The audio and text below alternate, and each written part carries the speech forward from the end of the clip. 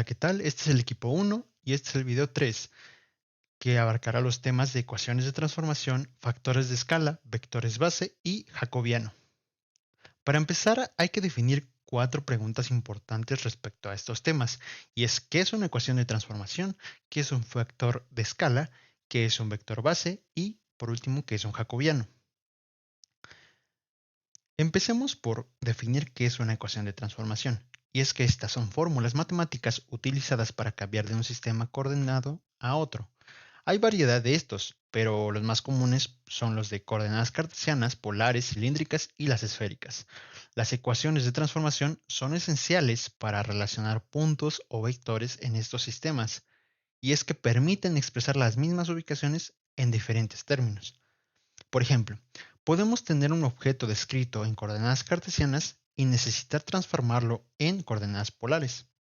Para que podamos hacer uso de las ecuaciones, el sistema debe tener fórmulas exactas para las mismas ecuaciones, pero estas varían según el sistema de coordenadas específico con el que se esté trabajando, y es que no hay una fórmula general para todas.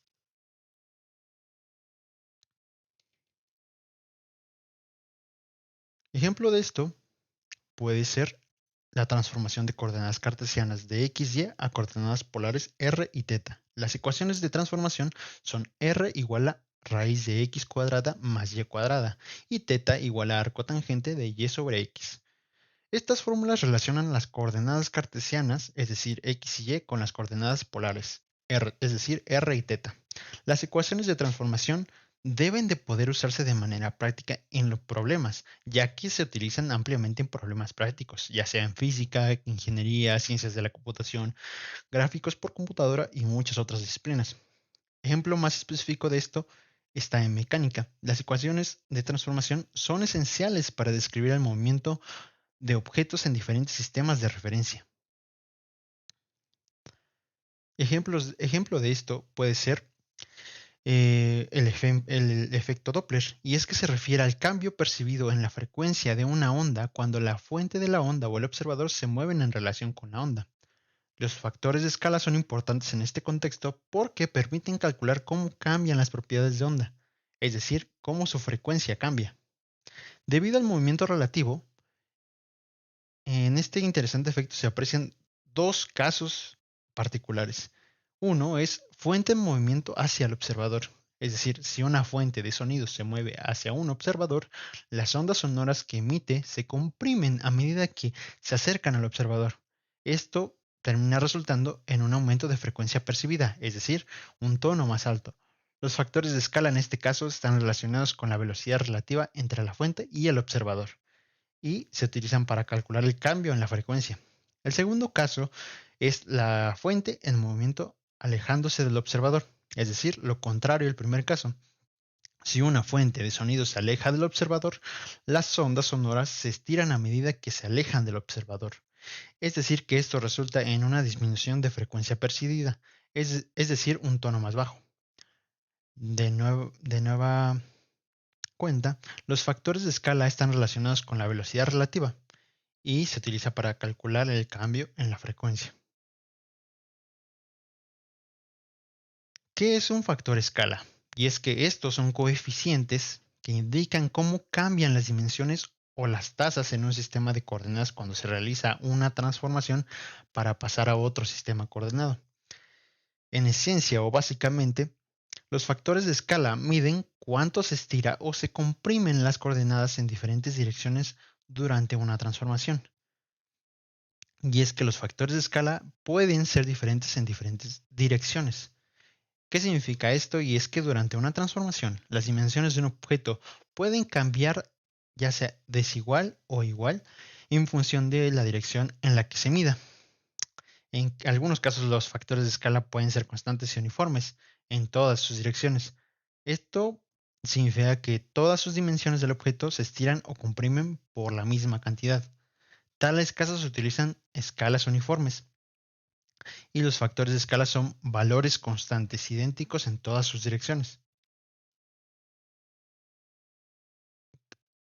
¿Qué es un vector base? En palabras muy sencillas, son cualquiera vectores elegidos cuya combinación lineal es capaz de representar a cualquier vector en un sistema dado. Las bases en Rn están formadas por n vectores que tienen que ser linealmente independientes, es decir, en diferentes direcciones, y generar al resto de los vectores en ese espacio vectorial. Todo vector de Rn se podrá expresar en función de los vectores de la base. Analizando el caso de los tipos de base, se pueden encontrar en espacios de R3, 1, el ortonormal, 2, el ortogonal y 3, el base. Ejemplo de esto se pueden observar en coordenadas de un vector respecto a una base. ¿Qué es un jacobiano? Y es que en cálculo vectorial la matriz jacobiana de una función de varias variables es la matriz que es compuesta por las derivadas parciales de primer orden de dicha función. Tanto la matriz jacobiana como el determinante reciben su nombre en honor al matemático Carl Gustav Jacobi. La matriz jacobiana establece una relación entre dos sistemas de referencia, es decir, espacios vectoriales, de manera que mediante una transformación, el jacobiano o matriz jacobiana se pueda expresar un vector de un primer sistema a otro sistema, algo así como un traductor de un espacio vectorial a otro. En robótica de manipuladores se usa para deducir posibles puntos de una configuración que traerán dificultades para el movimiento, llamados estos puntos singulares o singularidades.